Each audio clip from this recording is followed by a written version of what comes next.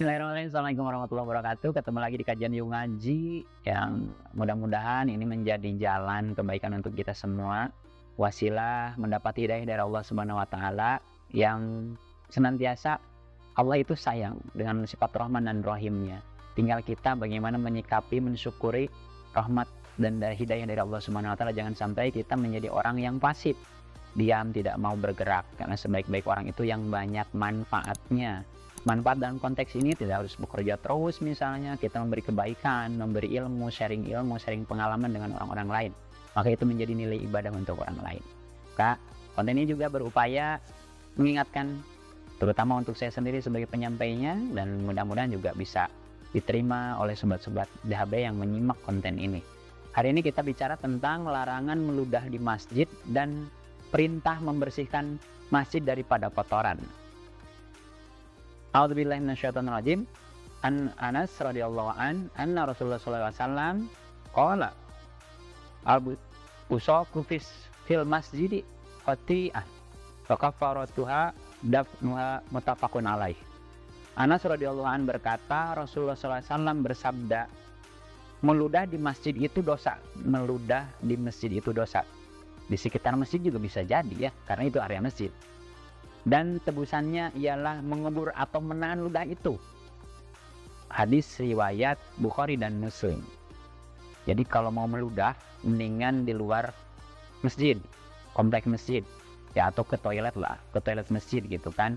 Itu meludah kemudian langsung dialirkan atau dibuang. Hadis kedua yang menguatkannya, kalau tadi larangan meludah di masjid, dalam konteksnya lebih jauhnya membuang sampah, apalagi kan ludah itu juga sampah gitu ya. Yang kedua, wan Aisyah radhiyallahu anna Rasulullah sallallahu alaihi wasallam ra'a fi jida lil qiblati mukhatan aw buzaqan aw nuqamatan fa haqqah muttafaqun alaih. Aisyah radhiyallahu anha berkata, Rasulullah sallallahu alaihi wasallam melihat ingus di tembok kiblat. Jadi di dindingnya masjid, maka dikoreknya. Hadis riwayat Bukhari dan Muslim. Jadi Rasulullah melihat di dinding masjid itu ada ingus, kemudian dikoreknya untuk dibersihkan. Jadi kalau sobat-sobat DHB, teman-teman semua sesama muslim, satu, jagalah kebersihan masjid, meludah, apalagi membuang sampah. Kadang kan kita suka melihat mungkin ya yang suka merokok, ya, di jalan merokok terus sampai depan masjid, dia dibuang puntungnya di area masjid. Itu nggak boleh, kan itu bagian dari masjid. Dan kita ketika melihat ada sampah, ada apa di area masjid, sebaiknya dibersihkan, dimasukkan ke tempat sampah yang baik, karena itu merupakan bagian dari ibadah. Rasulullah di sini jelas menyarankan jangan meludah atau jangan membuang sampah di masjid, di area masjid. Dan kedua, kalau melihat kotoran atau sampah, sebaiknya bersihkan.